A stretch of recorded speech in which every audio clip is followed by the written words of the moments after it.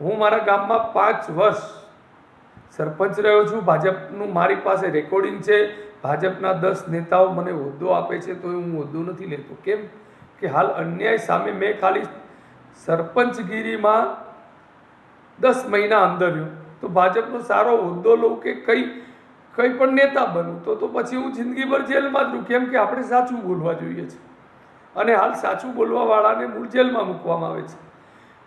હું 1000% મારે કોઈ પાર્ટીનો બિલકુલ ખોટું નથી કરવું, પણ સત્યની સાથે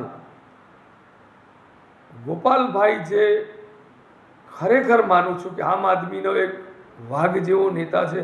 હું ભાજપનો કાર્યકર થઈને પણ એમને એટલે વખાણું છું કે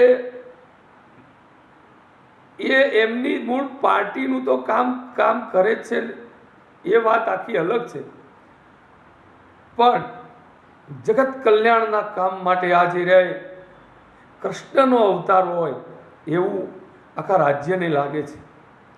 હું ભાજપની પીઠ કાર્યકર થઈને એમને ખૂબ ખૂબ વંદન કરું છું. અને ખેડૂત આંદોલનમાં જેટલા પણ જે લોકો છે તે એમને એવું બોલું છું કે ભાઈ, પોલીસનો બિલકુલ વિરોધ ન કરો, કે પોલીસની ગાડી કે પોલીસને મારવાથી કોઈ મતલબ નથી. કારણ કે આ ઉપરના રાક્ષસો જે છે, પોલીસ તો બિચારી ચિઠ્ઠીની ચાકર છે, એને ઓર્ડર કરે એટલે એને કામ મૂળ કરવું પડે. હું મારા છેલ્લા 4 વર્ષના આંદોલનના મૂળ 10 મહિના હું અંદર રહ્યો છું. મને પોલીસે 2 વાર માર્યો છે. હું મારા ગામના ગૌચર માટે 2 વાર હાઈકોર્ટ ગયો છું. તો પોલીસ મને મારે તો મને હાઈકોર્ટ જતા આવડે છે, પણ એટલે નથી જતો કારણ કે પોલીસ તો બિચારી નામ માત્ર છે. પોલીસવાળા છે મને જે કેસ કરતા હોય છે એ પણ મૂળ પછતાતા હોય છે કે ભાઈ આ બધું ખોટું છે. કારણ કે ભાજપના જે રાક્ષસો છે એ રાક્ષસોને ધંધો હાલ લૂંટો લૂંટો લૂંટો.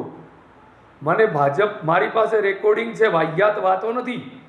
ભાજપના સારા આગેવાનો મને હાલ હોદ્દો આપે છે, પણ મારે એટલા માટે નથી લેવો, મારે કોઈનું ખોટું નથી કરવું.